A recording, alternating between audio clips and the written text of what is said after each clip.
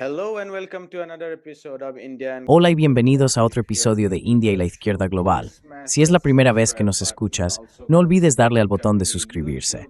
Además, considera hacerte miembro de YouTube, mecenas o donar una pequeña cantidad usando el enlace en la descripción. Demos la bienvenida a nuestro invitado de esta noche, el Dr. Vijay Prasad. El Dr. Prasad es historiador, autor, periodista y un reconocido crítico del imperialismo. Vijay, bienvenido de nuevo a India in the Izquierda Global. Vijay, welcome back to India and Global Left. Hola, es genial estar aquí. Este es uno de mis programas favoritos. Thank you so much. De acuerdo, muchas gracias. Hoy quería centrarme contigo en Venezuela para ofrecer a nuestros espectadores una actualización sobre lo que ha estado ocurriendo desde el 3 de enero, cuando el régimen estadounidense, o la administración, como quizá prefieras llamarla, secuestró al presidente venezolano Nicolás Maduro. Has estado manteniendo conversaciones sobre el imperialismo con muchas personas durante las últimas décadas. Así que para empezar, ¿cómo describirías o explicarías el secuestro del presidente venezolano por parte de la administración estadounidense? Venezuelan president by the US administration.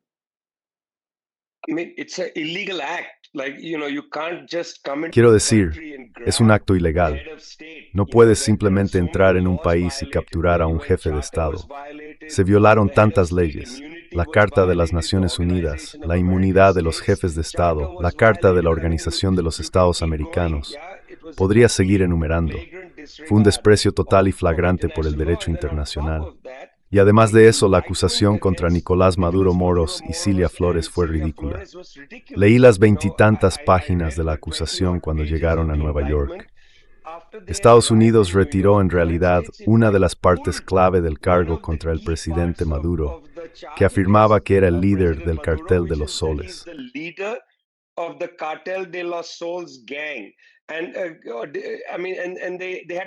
Y quiero decir, tuvieron que admitir, como todos hemos estado escribiendo ahora, y yo escribí algo hace más de un año, que no existe tal cosa como el Cartel de los Soles. Fue un término inventado por periodistas venezolanos en los años 90. El gobierno de Estados Unidos tuvo que retirar eso, tuvo que sacarlo de la acusación. ¿Qué queda? ¿Que tiene armas? Quiero decir, Estados Unidos no tiene jurisdicción sobre eso, sea cierto o no. Sabes, no hay pruebas de narcoterrorismo. Es una acusación absolutamente ridícula. Fue sobre la base de esa acusación que tuvo lugar la enorme operación militar en la que murieron más de un centenar de personas, venezolanos y cubanos. ¿Sabes qué es esto? Es una locura. Y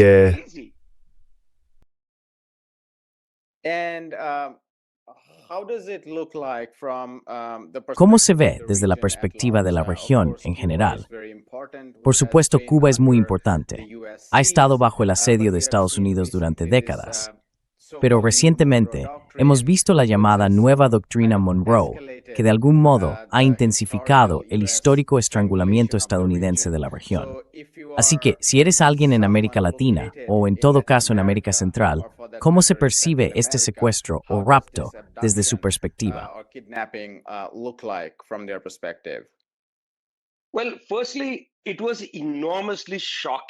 Bueno, en primer lugar, fue enormemente impactante que Estados Unidos tenga ese tipo de armamento. Creo que la gente subestimó lo que realmente posee el país. Ya sabes, la última vez que vimos un bombardeo completo contra un país fue hace unos 21, 22 o 23 años, cuando Estados Unidos entró en Irak en 2003 con toda su fuerza. Sí, por supuesto, los aviones de la OTAN bombardearon Libia.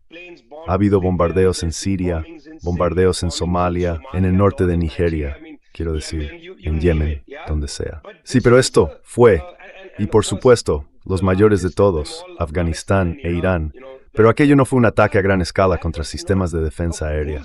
Aquí Estados Unidos entró y decapitó los sistemas de defensa aérea. Tienen un armamento sónico bastante sofisticado.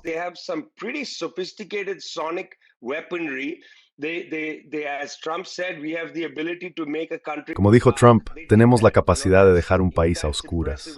Lo hicieron. Ya sabes, eso es impresionante y aterrador. Los países tienen miedo. Incluso Gabriel Boric en Chile, que ha sido, realmente crítico de forma injusta con el gobierno venezolano, dijo ese mismo día, Si hoy es Venezuela, mañana podría ser cualquiera. Así que, por un lado, esto ha sacudido a mucha gente. Ahora pueden ver que esta doctrina Monroe, con un corolario de Trump, viene acompañada de este tipo de equipamiento militar.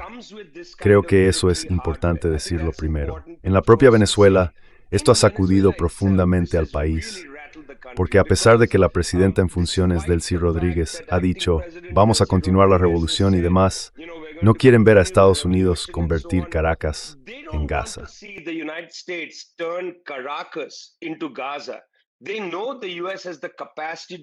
Saben que Estados Unidos tiene la capacidad de hacer eso, ya sabes, y no están dispuestos a arriesgar, no sé, decenas de miles de vidas venezolanas por el simple hecho de ser tercos en este asunto. Van a encontrar otra manera de resistir a Estados Unidos ahora mismo.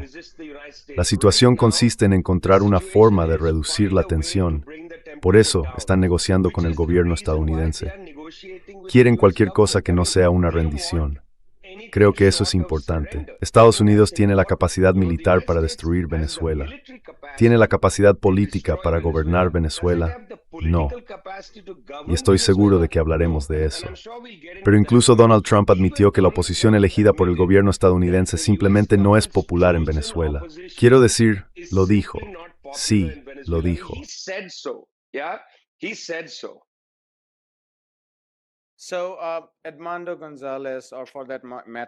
Así que Edmundo González, o en ese sentido María Corina Machado, son extremadamente impopulares. Y esto ha sido admitido por funcionarios estadounidenses en múltiples niveles, incluyendo la CIA, Donald Trump y otros. Ha habido conversaciones, especulaciones, acusaciones y rumores sobre la posibilidad de que Rodríguez Cabello asuma el liderazgo en Venezuela tras el secuestro del presidente Maduro. Si pudieras aclarar qué queda de la estructura del madurismo en términos del partido, el liderazgo y su popularidad, ¿qué sigue existiendo en Venezuela? Creo que eso sería una buena base para que la gente entienda lo que está ocurriendo allí.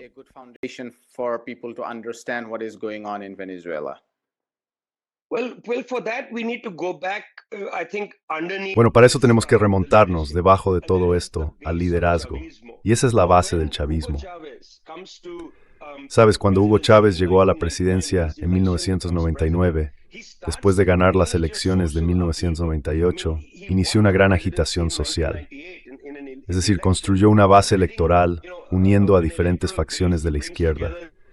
Construyó esta inmensa idea del bolivarianismo, la idea de que había que devolver a Venezuela a la visión de Simón Bolívar. Fue una increíble, pero you're now got here in Herrera.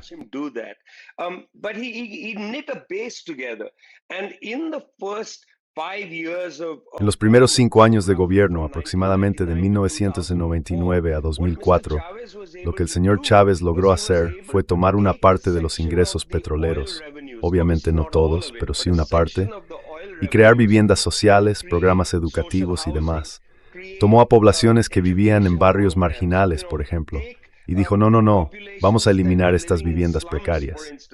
Aquí mismo, junto a las casas de la clase media, vais a construir un edificio de apartamentos y vais a vivir allí. No os vamos a desalojar. Vais a vivir allí, vuestros hijos irán a la escuela, tendréis comida, una vida digna y os gobernaréis a vosotros mismos.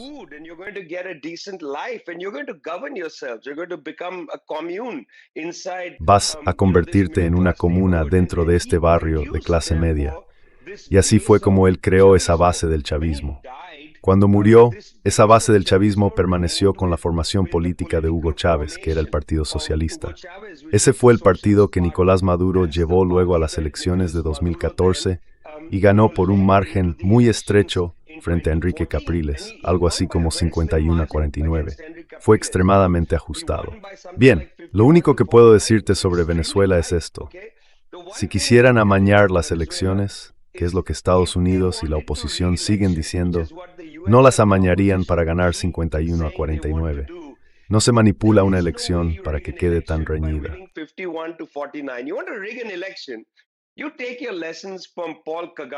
Tomas tus lecciones de Paul Kagame en Ruanda, donde ganas el 99% de los votos. O, ya sabes, de Abdel Fattah el-Sisi en Egipto, ganas el 98% de los votos, o lo que sea. Quiero decir, así es como se manipula una elección. Nadie manipula una elección con un 54 frente a un 48%. Eso es ridículo. Si vas a manipularla, la manipulas a lo grande, no así. Esta no es una elección manipulada. Creo que es una buena estimación que la base chavista representa algo más del 50% de la población que vota y la base de la oposición está justo por debajo del 45% aproximadamente de la población que vota. Porque de eso estamos hablando.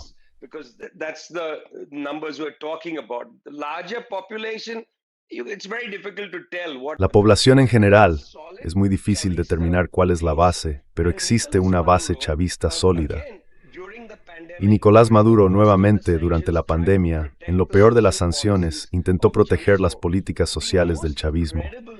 El líder más creíble de la base chavista que realmente surgió de esa base es Diosdado Cabello.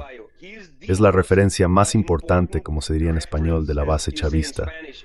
Y además resulta ser el líder del Partido Socialista. Muy interesante. Y el gobierno de Estados Unidos lo sabe. En la acusación contra Nicolás Maduro Moros y Cilia Flores, hay 6 personas mencionadas. Una de ellas es Diosdado Cabello. Está mencionado en la acusación porque el gobierno estadounidense lo sabe.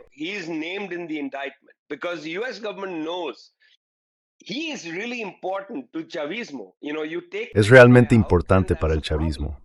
Ya sabes, si quitas a este tipo, eso es un problema. Sí, es importante. Vale, hay muchos niveles de liderazgo, pero es enormemente respetado y querido. Desempeña un papel en eso.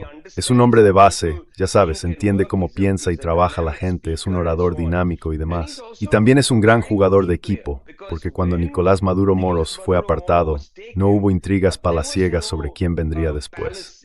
Delcy Rodríguez era la vicepresidenta y luego se convirtió en presidenta interina. No hubo lucha por el poder.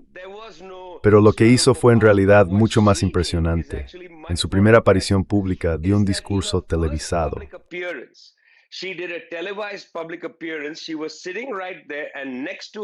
Ella estaba sentada justo allí y a su lado estaba Diosdado Cabello. Este fue un gesto simbólico muy importante para la base chavista, que todo va bien con nosotros, que no nos estamos alejando de la base. Pero imagina lo que esto significó para la CIA, porque ese es el tipo que ellos quieren. Ya sabes, quieren a Nicolás Maduro Moros, por supuesto, pero también quieren a Diosdado. No lo consiguieron, y él sigue allí. Si Delcy Rodríguez lo hubiera apartado, entonces habría dicho, vale, esta no es realmente una buena situación, no sabemos qué va a pasar. En cuanto se instaló la nueva Asamblea Nacional, tuvo que pasar a una especie de fase de reforma de la ley de hidrocarburos, en la que iban a hacerse algunos acuerdos petroleros.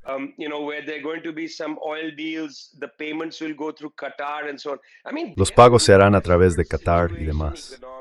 Quiero decir, están en una situación económica desesperada.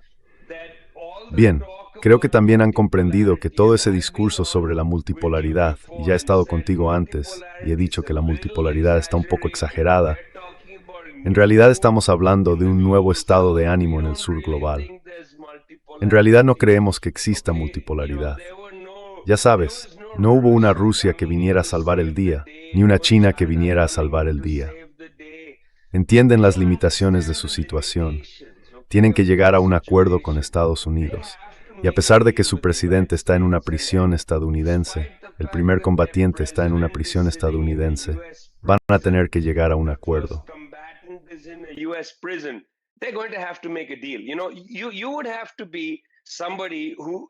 Sabes, habría que ser alguien que no sea responsable del pueblo venezolano para llamar a esto una traición. Es muy fácil para alguien que no vive en Venezuela o que no tiene la responsabilidad del bienestar del pueblo venezolano adoptar una postura ultraizquierdista. Pero ella tiene que proteger la ciudad de Caracas de convertirse en Gaza. Tiene que proteger el bienestar del pueblo venezolano. Tiene que proteger la revolución bolivariana. No puede permitirse ser imprudente. Y creo que, especialmente ahora, dado lo que Estados Unidos dice que puede hacer, y cómo está dispuesto a actuar de manera temeraria, que Delcy Rodríguez contrarreste esa temeridad con la suya propia, dará paz y revele a su vida.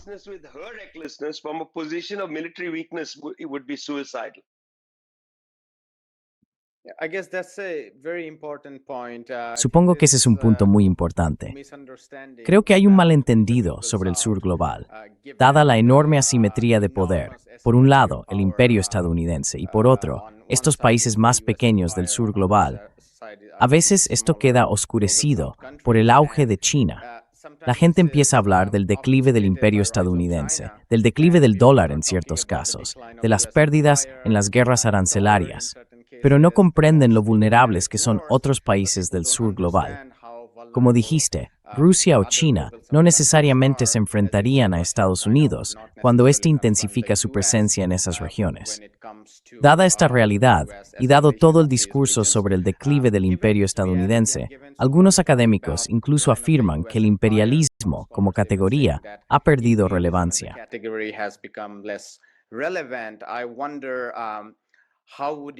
Me pregunto, ¿cómo definirías estas conversaciones bajo coerción? Los medios de comunicación tradicionales las han presentado como conversaciones a través de canales secundarios. Otros, a los que has categorizado como ultraizquierdistas, algunos dentro de la izquierda, han malinterpretado esto como una falta de firmeza. Lo hemos visto en el caso de Irán, por ejemplo. Cuando hablan, es como si dijeran, o estás renunciando a los principios de la revolución, o la estás traicionando. Pero eso carece totalmente de una comprensión del poder real. ¿Cómo describirías estas conversaciones sobre las reformas dentro de la industria de los hidrocarburos, las conversaciones diplomáticas que están teniendo lugar entre Rodríguez y la administración estadounidense? Si pudieras poner eso en perspectiva, sería de ayuda.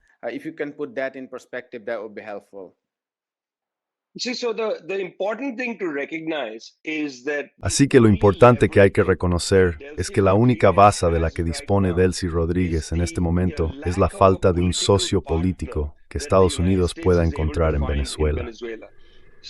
En primer lugar, Estados Unidos ha llegado a comprender que la oposición fue hecha en Smidos. De hecho, fue dinero estadounidense, procedente del National Endowment for Democracy y de otros organismos, el que creó el grupo Súmate, del cual María Corina Machado se convirtió en una figurante, Leopoldo Portor. Y todas las personas de sus partes son básicamente hechas en Estados Unidos. Fueron construidas en Estados Unidos, grandes sumas de dinero.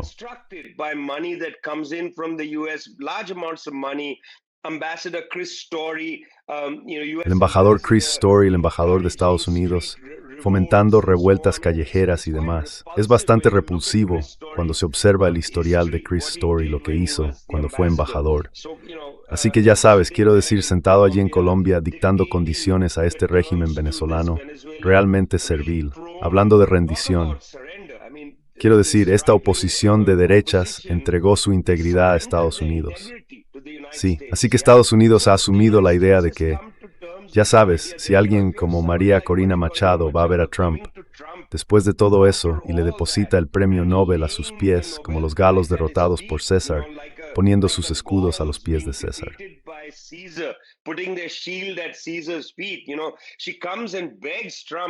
Sabes, ella viene y le ruega a Trump que la acepte de nuevo en el grupo. Y Trump más o menos la descarta ahora. Quiere ir a la guerra por Groenlandia porque, según él, Noruega no me dio el premio Nobel o lo que sea. La verdad es que no tienen una oposición creíble. Juan Guaidó no es creíble. Leopoldo López, aún menos creíble. Era un gángster. María Corina Machado no es creíble. Eduardo González, aún menos creíble. Y luego está Enrique Capriles, que ha entrado en la Asamblea Nacional y es visto como la llamada oposición leal. Lo cual es una locura, porque Enrique Capriles se ha quedado en Venezuela y ha luchado por construir la oposición de derechas a los bolivarianos.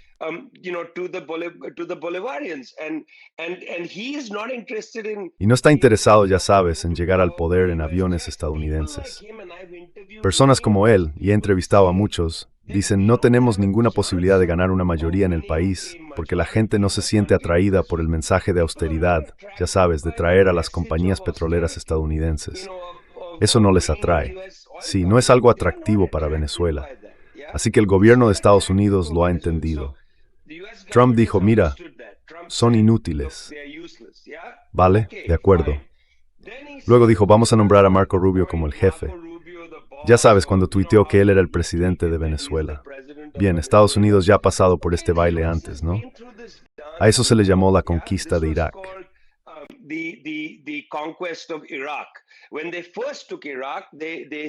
Cuando tomaron Irak por primera vez, dijeron, vale, tenemos a un iraquí, esa es la María Corina Machado de Irak. Se llamaba Ahmed Chalabi, ¿no? Resultó que Ahmed Chalabi no servía para nada. Era un banquero corrupto, estafó a los bancos en Jordania, lo que fuera. Tuvieron que deshacerse de él rápidamente. Luego dijeron, de acuerdo, bien, vamos a tener un virrey. De hecho, usaron ese término, virrey estadounidense en Irak. Ese fue Paul Bremer, que iba a dirigir Irak. Y aquello fue un auténtico desastre, corrupción total y demás.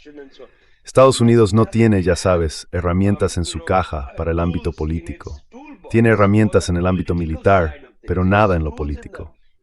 Así que Estados Unidos lo entiende.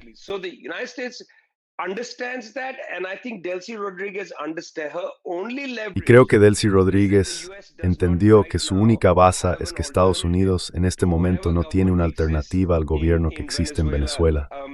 Así que va a tener que negociar con ellos. Ya sabes, la necesitan. Y ella va a tener que lidiar con eso, porque si no habla con ellos volverán a atacar. Seguirán insistiendo hasta que encuentren a alguien dentro del liderazgo de este gobierno dispuesto a tratar con ellos. Y creo que eso es una aplicación bastante realista de la teoría de juegos. Si analizas la situación, volverán a intervenir. Podrían asesinarla, podrían capturarla, da igual. Si no la necesitan, la apartarán de alguna manera.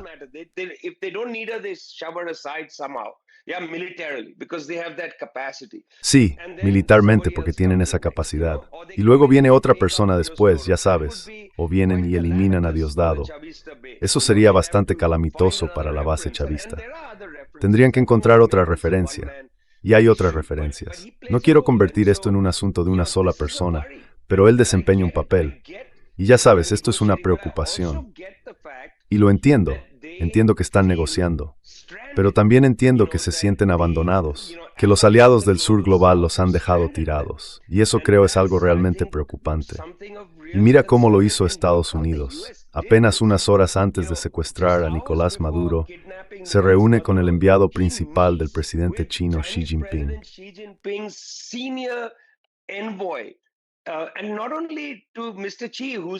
Y no solo al señor Xi, que es el enviado principal de Xi Jinping, se reúne con el director de Asuntos Latinoamericanos del Ministerio de Asuntos Exteriores en Pekín.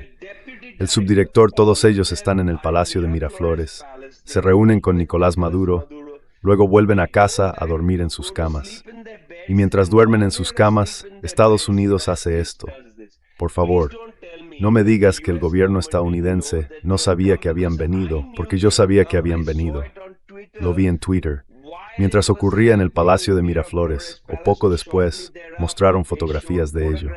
Sí, así que Estados Unidos sabía que esto estaba ocurriendo. Lo supervisan todo en tiempo real. Sabían que el funcionario más alto de Xi Jinping y las principales figuras del Ministerio de Asuntos Exteriores estaban en Caracas.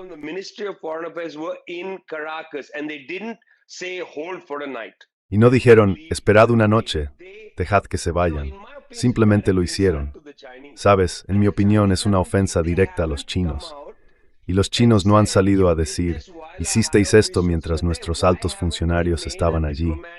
¿Por qué no han convertido eso en un asunto diplomático? Precisamente eso, que pusisteis en peligro la vida de su personal diplomático de alto nivel. No han hecho una declaración pública al respecto. Esto también demuestra su reticencia a dejarse arrastrar a esta situación. Sí, ¿qué han dicho los rusos? Ya sabes, violación de, ¿dónde están los cazas rusos? La respuesta rusa, nada. Así que puedes imaginar cómo se siente uno al quedarse con la responsabilidad de un gran número de venezolanos sobre los hombros.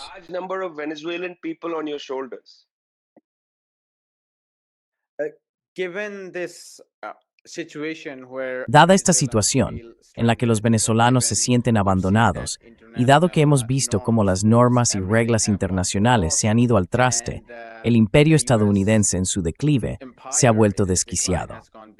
¿Cuáles son los contrapesos? También estoy pensando, no solo en Venezuela u otras naciones, sino en el núcleo dentro del propio imperio estadounidense. porque al parecer Trump llegó al poder cabalgando sobre esa fachada de América primero, que algunos pensaron que significaba que existía un núcleo contrario a la intervención. Quizá algo de eso sea cierto. No estoy seguro de cómo interpretas a personas como Steve Bannon y Tucker Carlson, pero hay una base que está cansada de las intervenciones estadounidenses en todo el mundo. ¿Dónde se detiene esto? ¿Cuál es tu percepción sobre el futuro de las intervenciones de Estados Unidos en el mundo?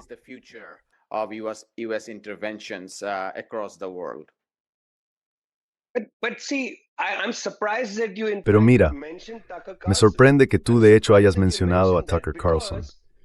Me sorprende que lo hayas sacado a colación porque unos días después de esa incursión ilegal en Venezuela y el secuestro de Nicolás Maduro, Donald Trump recibió a ejecutivos petroleros en la Casa Blanca, ejecutivos de Chevron, Exxon, todos ellos. ¿Quién estaba en la sala con él? Tucker Carlson. Tucker Carlson era un invitado especial y estaba allí aplaudiendo cuando Trump entró, radiante y demás. Mira, no malinterpretes por completo a personas como Tucker Carlson. No están en contra de las aventuras exteriores de Estados Unidos. No los malinterpretes.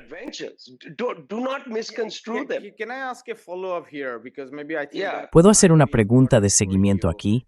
Porque creo que eso podría ser importante para ti.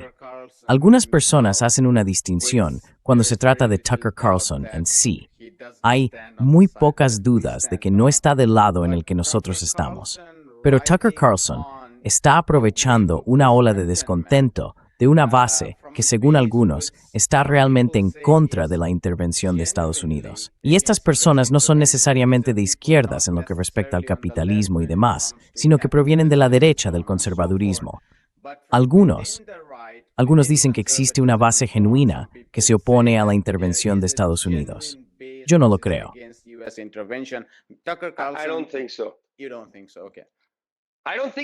¿No lo crees? Yo no lo creo porque, mira, Marjorie Taylor Greene, la congresista de Georgia, salió y le dijo a Trump, ¿sabes qué estás haciendo? Dijiste que no habría intervenciones extranjeras. Luego dice, no me voy a presentar a mi escaño. No me voy a presentar a mi escaño. Espera un momento. Dice, ¿qué estás haciendo? Y Trump simplemente responde, no eres nada. Así que ella decide, vale, no me presento a mi escaño. ¿Por qué? Porque es una posición políticamente débil dentro de la comunidad MAGA. Trump lo es todo. Y escucha, esa parte que dice no a las guerras extranjeras, lo que quieren decir es, no quiero que mis hijos vuelvan muertos de Irak o Afganistán. Pero si vas a salir ahí y secuestrar al presidente de Venezuela y darnos el petróleo, estamos contigo. ¿Vas a conseguirnos Groenlandia? Estamos contigo. ¿Vas a bombardear Irán desde el aire?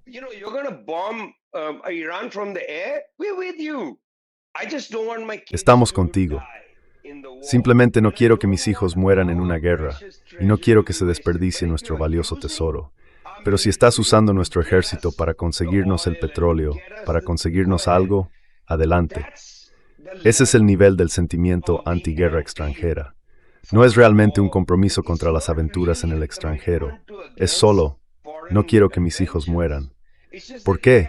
Porque una parte de la base MAGA tiene hijos en el ejército. No son las élites que no tienen hijos en el ejército. Algunos de ellos sí los tienen y no quieren que sus hijos mueran. Vieron morir al hijo mayor en Afganistán. No quieren que el hijo menor muera en Venezuela. Así que Trump no va a enviar tropas a Venezuela. Ese no va a ser el problema. Él entiende los límites. Va a usar la madre de todas las bombas en Afganistán. Fue él quien lanzó esa bomba. La gente lo ha olvidado.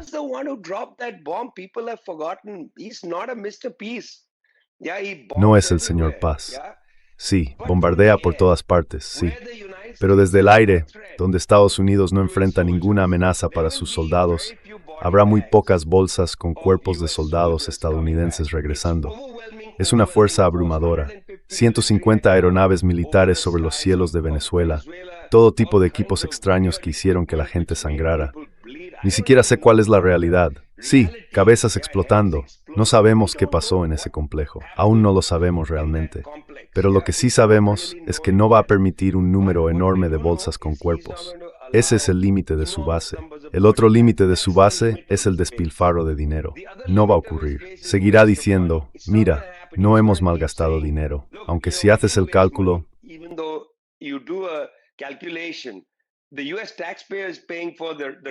El contribuyente estadounidense está pagando por la incursión, las bombas, todo eso. Y es ExxonMobil quien va a llevarse el premio. Así que no son realmente las mismas personas. Pero ese farol lleva mucho tiempo en marcha. No creo que haya un límite al apetito de la base porque Trump se enfrente a Groenlandia, Canadá o lo que sea. Si sigue ganando, supuestamente están contentos con él. Así que Tucker Carlson no es creíble de ninguna manera. Quiero decir, cuando haces esa distinción, no se sostiene. Porque si esa distinción fuera cierta, ¿por qué se permitiría estar en un acto público aplaudiendo tras una intervención extranjera? Sabe que su base apoya el ataque a Venezuela.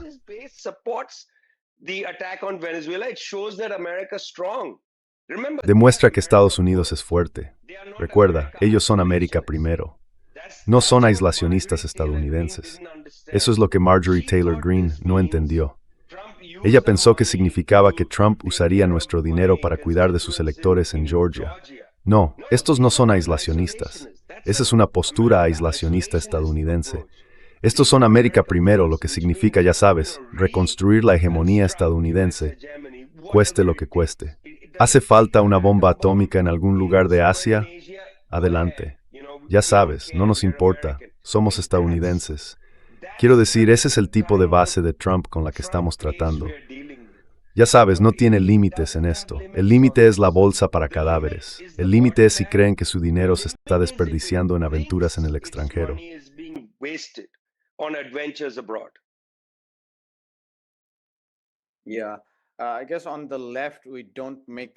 Sí, supongo que en la izquierda no hacemos esa distinción muy a menudo, porque llevamos tiempo diciendo que hay que ser coherente y estar ideológicamente alineado en un lado para ser verdaderamente antiimperialista. Quiero decir, no puedes ignorar a gran parte de la clase trabajadora del sur global. No puedes pasar por alto la aristocracia obrera dentro del corazón del imperio y luego hablar de no intervención. Porque al final, sois las personas cuyo lenguaje sobre los trabajadores inmigrantes, cuyo lenguaje sobre quienes realizan trabajos manuales, es tan grotesco que no podéis mantener una postura genuinamente antiintervencionista en América Latina ni en el resto del mundo.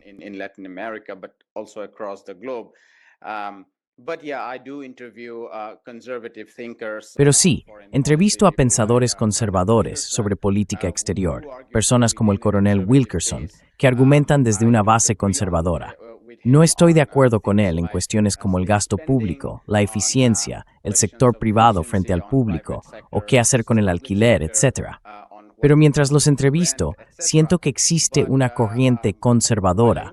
Quizá dentro del grupo de expertos, no estoy seguro de cuán amplia es realmente esa base, pero dentro del grupo hay una sección del conservadurismo tradicional, cuya comprensión del capitalismo es muy problemática, y cuya comprensión del imperialismo, como parte integral del capitalismo, también lo es.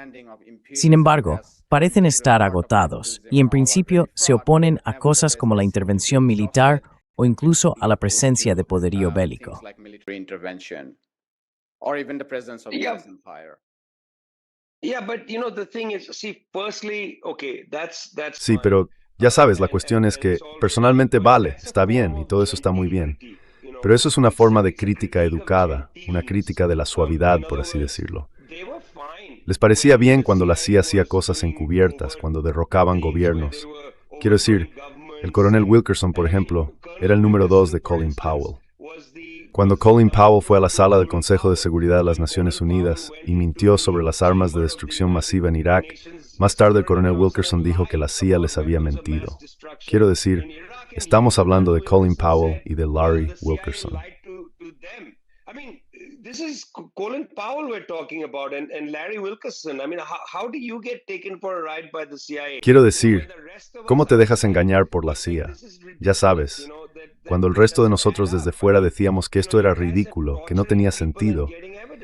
Quiero decir, estáis torturando a gente y obteniendo pruebas. Lo sabemos solo después de los hechos. No confío en su criterio en absoluto. Sé que el señor Wilkerson y yo hemos compartido plataformas juntos en Zoom y hemos aparecido juntos en una película y demás, pero no confío en su criterio. Quiero decir, ¿Dónde estabas que los voorheads estás de acuerdo con los conflictos de Estados Unidos en los años 90? Estados Unidos bombardeó Yemen y Sudán.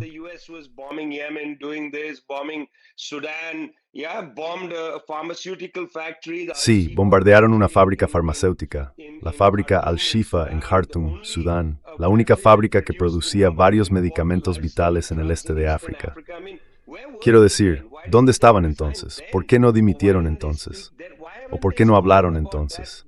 ¿Por qué no han hablado de eso? El juicio de los críticos conservadores refinados de Trump no significa nada para mí, porque cuando importaba, guardaron silencio. Les incomoda la vulgaridad de Trump. Eso es más vulgaridad que le matter talis que der go actor etcétera. It's a bit por Thorwich Lane Tablet. Actor abroad. They seem quite okay with that, frankly. I have yet to Francamente, no lo creo.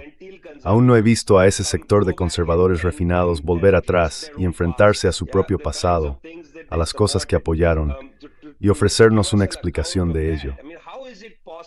Quiero decir, ¿cómo es posible que ahora te moleste Trump, pero te pareciera bien que Clinton hiciera algo o que otra persona hiciera otra cosa? ¿O cómo puedes estar de acuerdo con la forma en que Estados Unidos gestionó la revolución iraní y luego la República Islámica? ¿Cómo puedes aceptar que Saddam proporcionara armas químicas a Saddam Hussein para usarlas contra jóvenes soldados iraníes en el frente, lanzándoles gas mostaza?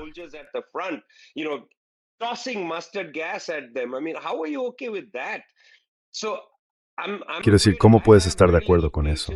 Así que, me temo que tengo muy poca paciencia con su, ya sabes, crítica educada, porque su crítica trata del tono. Se trata de la forma de hacer las cosas. No es una crítica, como acabas de decir, de la estructura, sino incluso del tono. Quiero decir, ¿qué tono, hombre? Toda una generación de jóvenes fue gaseada con mostaza en Irán. Hablas de, oh, Irán es esto. Si Irán hubiera tenido que enfrentarse al ataque de Irak en 1980 y luego a 8 años de guerra, el gobierno no sería tan paranoico. El gobierno habría sido mucho más abierto al mundo, con una mentalidad mucho menos de asedio.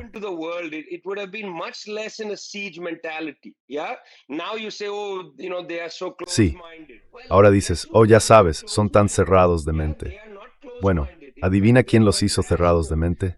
No lo son. De hecho, son bastante racionales porque saben de lo que eres capaz de hacerles. Así que siempre están preparados, siempre asustados de los horrores que puedes infligirles. Ya sabes, 20 personas salen a la calle en Teherán y de inmediato dicen que esto ha sido creado desde fuera. ¿Por qué? Porque eso es exactamente lo que tú les haces. Les infliges eso. Creas la estructura social de la paranoia. No es algo que provenga de la revolución iraní, ni que la SANG les haya impuesto.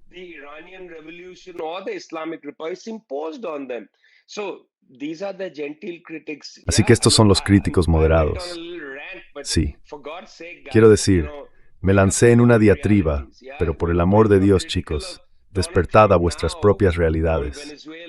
Cuando ahora criticáis a Donald Trump por Venezuela, tenéis que entender que no tenéis una base en Estados Unidos que os siga. Vuestra base ahora es la base liberal, curiosamente, es la base liberal. ¿A dónde van personas como Lawrence Wilkerson? ¿A qué tipo de programas acuden? Sí, van a programas liberales y de izquierdas. No los invitan a los programas de derechas y de ex. Nadie los toma en serio.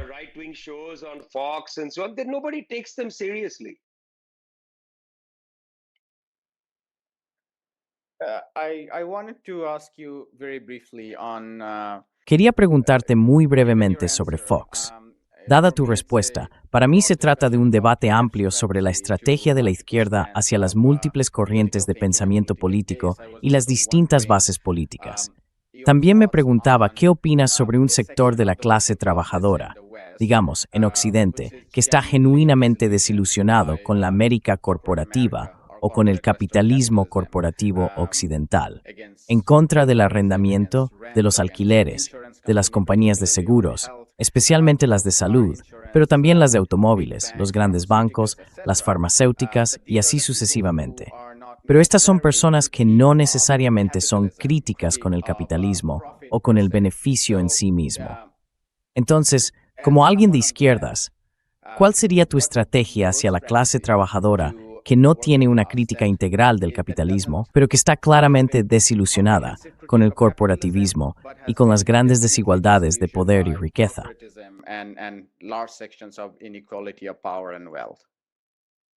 Well, the first thing to say is that Bueno, lo primero que hay que decir es que esto no se limita realmente a Occidente o al norte global. Es un problema de lo que podríamos llamar una democracia del dinero. En la India, por ejemplo, puede haber una huelga general cada año. 200 o 250 millones de trabajadores hacen huelga anualmente. Ha habido millones de agricultores que se han concentrado alrededor de Delhi en una enorme huelga campesina y así sucesivamente. En Brasil, hay manifestaciones muy grandes, trabajadores sin tierra, sindicatos, movilizaciones enormes, y aún así no consiguen convertir eso en poder electoral. Tienen un cierto tipo de fuerza política sobre el terreno, pero no logran transformarla en poder electoral. ¿Cuál es el problema? ¿Qué está ocurriendo en Europa, en Francia? Hay manifestaciones enormes contra la reforma de la edad de jubilación.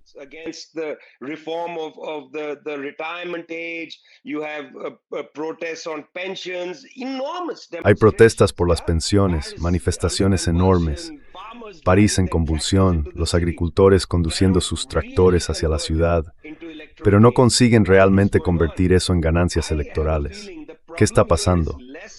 Tengo la sensación de que el problema aquí no es que la clase trabajadora carezca de una crítica al capitalismo. No necesitas una crítica al capitalismo para llegar al poder en unas elecciones con un programa de reformas. No lo necesitas. ¿Sabes? Ni siquiera tenemos programas de reformas ganando elecciones en Estados Unidos. Ni siquiera tenemos un partido que quiera reformar la estructura. Ni siquiera eso. Bernie Sanders recorre el país, grandes mítines y demás con un auténtico programa de reformas. Y sin embargo, no es un radical.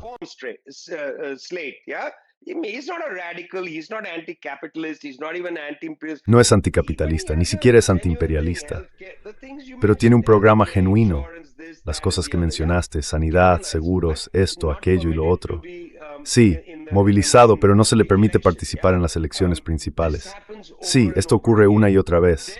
Hay un problema con la democracia y tenemos que afrontar este hecho. ¿Sabes?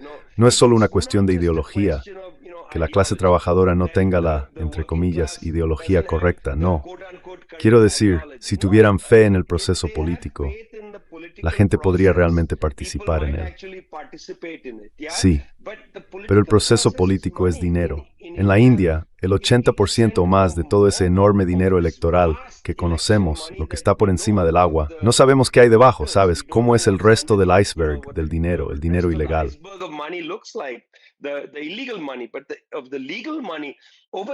Pero del dinero legal, me dicen que más del 80% va al BJP. Entonces la pregunta es, estas son elecciones del dinero. Ya sabes, hay una forma en que el sistema impide que los candidatos genuinos participen en las elecciones. Personas que tienen, llámalo como quieras, una agenda popular, no una agenda radical, una agenda popular. En estos mismos temas de los que hablabas, las reformas básicas, simplemente no tienen cabida en la estructura. Se les deja de lado. Esto ocurre todo el tiempo. Y de nuevo, no es solo una cuestión del norte global y el sur global. Es un problema electoral. Tenemos un problema con los sistemas electorales. Simplemente no permiten ciertos tipos de agendas. Y no estamos hablando de radicalismo.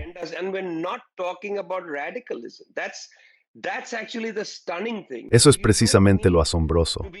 No hace falta ser un radical para quedar excluido del sistema. Los ejemplos son, en Estados Unidos, Bernie Sanders, en el Reino Unido, Jeremy Corbyn, y en Francia, Jean-Luc Mélenchon. Quiero decir, los franceses, por algún giro extraordinario de los acontecimientos, tienen el bloque más grande en la Asamblea Nacional. Tienen derecho a reclamar el puesto de primer ministro, pero Emmanuel Macron, el presidente, simplemente no les deja tenerlo. Nombrará como primer ministro a una persona con un solo escaño en lugar líder del bloque más grande. Y directement, eso es legal en Francia. Es un asunto serio.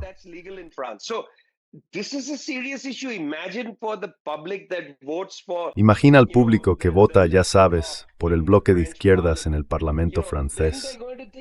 Entonces pensarán, ¿cuál es el sentido de elegir a la izquierda? No tienen ninguna capacidad para convertirlo en algo. mejor votemos a Marine Le Pen y dejemos que entre. Ella sacudirá las cosas. Quiero decir, si quieres reformas, si quieres que se proteja tu edad de jubilación, piensas que quizá ella lo hará, porque ellos no pueden hacerlo. No pueden enfrentarse a Macron. Necesitamos a alguien que pueda luchar contra él. Así que en ese sentido no se trata solo de una cuestión ideológica.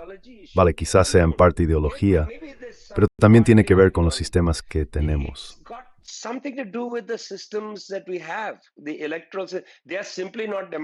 Los sistemas electorales simplemente no son democráticos. Ese es el problema.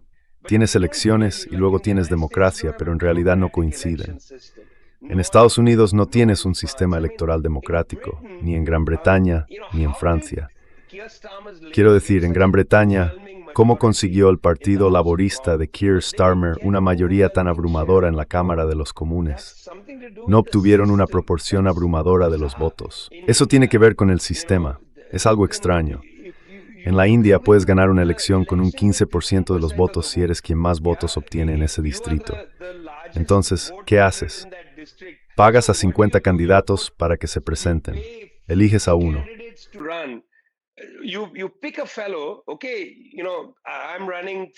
Vale, verás, me presento por el Partido del Congreso, me llamo Vijay Prasad.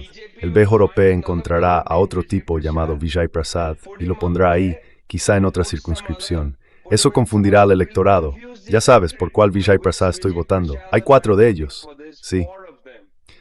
Y luego su candidato gana por un 20% o un 18%. ¿Qué clase de democracia es esa? Esto no es democracia. Es una elección. Claro, te lo concedo, es una elección. ¿Por qué debería negarlo? No vivo en otro planeta. Es definitivamente una elección, sí, sin duda hay votación, pero definitivamente no es democracia. Así que, por tanto, no sé si es del todo una cuestión ideológica. Creo que también es un problema de democracia.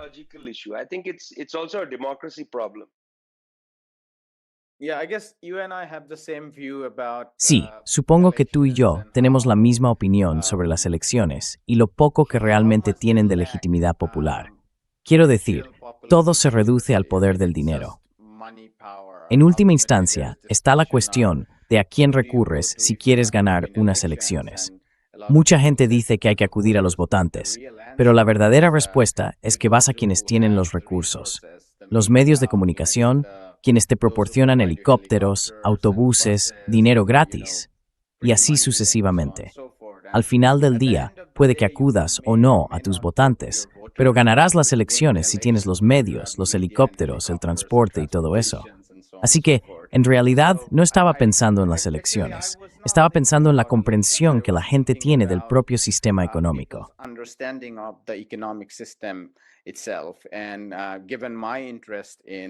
Dado mi interés por la economía, he estado hablando con la gente sobre sus percepciones, su comprensión y experiencia del sistema económico. Y cuando hablo de los detalles, cuando analizo las particularidades de nuestros sistemas económicos, ya sea sobre cómo se distribuyen los alimentos, cómo se monopoliza el alquiler, o cómo se ha contractualizado y privatizado el sector público, veo un patrón. Recientemente fui a una central eléctrica en la India e hice una pequeña encuesta. Están funcionando con solo 27 trabajadores permanentes de un total de 135 empleados.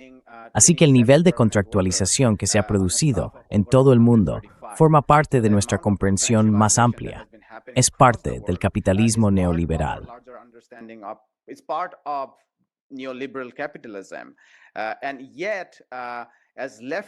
Y sin embargo, como personas de izquierdas, vemos este cambio. Hay un enorme descontento con la subcontratación y la privatización. Pero la gente ya no usa la palabra capitalismo como antes, hasta los años 70. Hice algunas investigaciones sobre las décadas de 1930 y la forma en que se utilizaba el lenguaje sobre el capitalismo en esas fuentes, cómo se discutía junto al imperialismo y cómo se consideraba ilegítimo el capitalismo como sistema. Hoy en día, la gente ya no usa el término de esa manera. Y eso era lo que me preguntaba, dado tu comentario sobre el imperialismo, que, a menos que tengas una comprensión completa del imperialismo, tu crítica suave no merece mi tiempo. Apliqué esta mi lógica a la crítica suave del capitalismo. Esa era mi rating.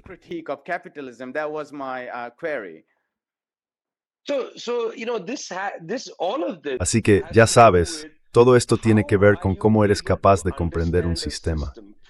Primero, entiendes el sistema basándote en tu propia experiencia con él. Por ejemplo, por eso dije lo del imperialismo. Una población dice, no quiero ver a mi hijo volver muerto de una guerra extranjera. Así que mi comprensión del imperialismo, o de lo que estoy en contra, es que envíes a mi hijo al extranjero para que lo maten. Si mueren otras personas, eso no me molesta.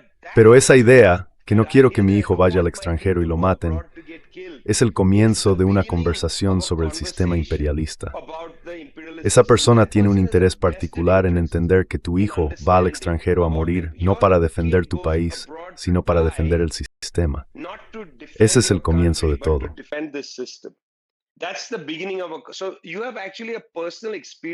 Así que en realidad tienes una experiencia personal.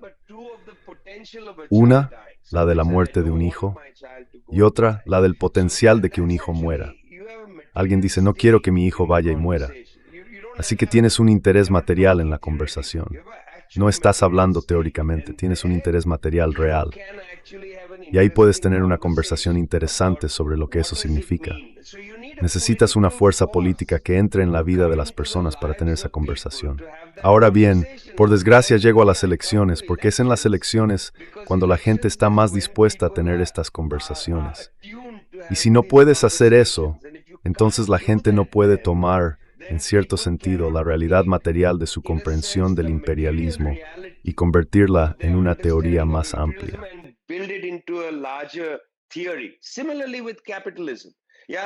De manera similar con el capitalismo, sí. Alguien dice, mira, no puedo pagar las facturas del hospital, me estoy arruinando, o las primas del seguro han subido, o ¿por qué debería cambiar la edad de jubilación? Y así sucesivamente. Sabes que estás experimentando los tentáculos del sistema capitalista, pero no necesariamente ves el sistema completo. Nadie ve el sistema completo. Incluso los analistas más sofisticados siguen intentando recomponerlo. Esa es la naturaleza del análisis. Tienes un montón de puntos aislados y tratas de unirlos, así que la gente ve 3, 4, 5, 6 puntos en su propia experiencia. Una persona de clase trabajadora ve muchos de esos puntos en su propia experiencia. La cuestión es cómo se unen. La forma más sencilla de hacerlo es decir, mi jefe es una persona horrible.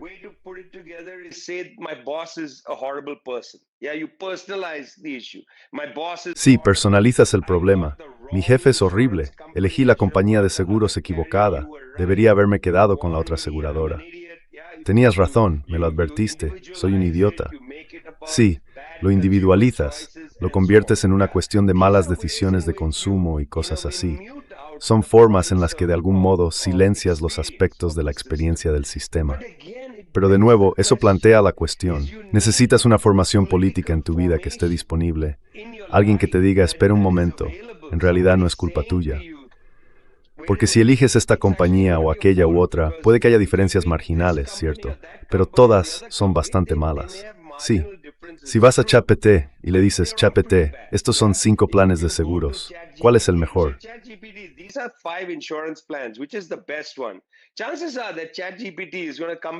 Lo más probable es que ChatGPT vuelva a ti y diga, bueno, los he ordenado según cuál es el peor. Sí, pero este es mejor que los otros. Porque no le preguntaste, ¿son todos iguales? ¿Forman todos parte del sistema capitalista? La pregunta que hiciste fue, ¿cuál es el mejor? ¿Por qué? Porque tienes que sobrevivir, tienes que comprar un seguro, así que necesitas saber cuál es el mejor. Se convierte en una cuestión de elección del consumidor, ¿entiendes? No es eso. Lo que ocurre es que cuando tienes una mala experiencia con el sistema capitalista, piensas, bueno, esta aerolínea es mala, si tan solo hubiera tomado la otra aerolínea. Así que todas estas son formas de suavizarlo. Alguien tiene que politizarlo por ti. No es necesariamente algo espontáneo.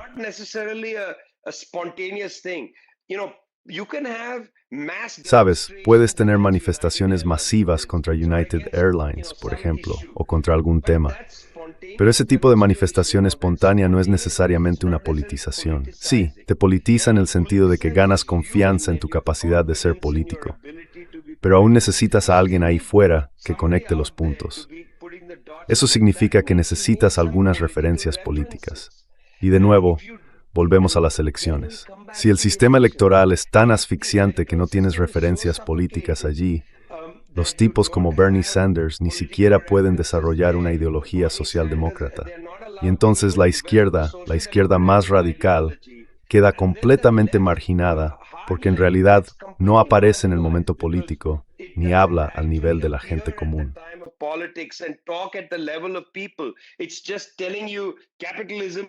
Solo te está diciendo que el capitalismo está condenado. Ya sabes, es como si estuviera en la tierra de la perdición, sí. Pero con la gente tienes que situarte a su nivel, al nivel de sus puntos y conectarlos. Comunicadores como Jeremy Corbyn y Bernie son muy buenos en eso, en el nivel de los puntos, sí. Pero si a ellos mismos los están dejando fuera, imagina el problema. Así que te digo que no es que el tema de las elecciones sea una conversación aparte. En realidad se trata del camino estratégico para elevarse. No puedes limitarte a tener un instituto de investigación o un laboratorio de ideas donde escribes una tesis doctoral y la clase trabajadora diga, oh, Mudiar Joe Tishman ha escrito una tesis doctoral, ahora lo entendemos. Sí, ¿cómo van siquiera a saber que tu tesis existe?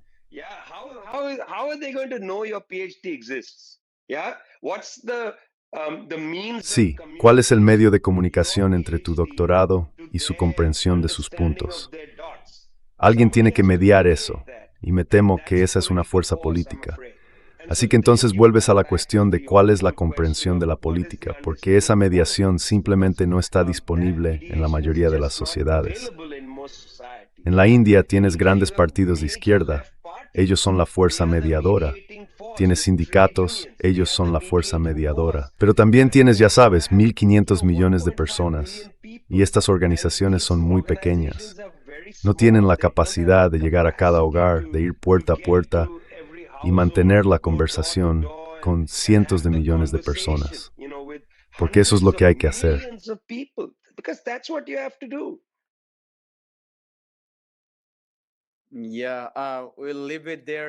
Sí, lo dejaremos aquí por respeto a tu tiempo.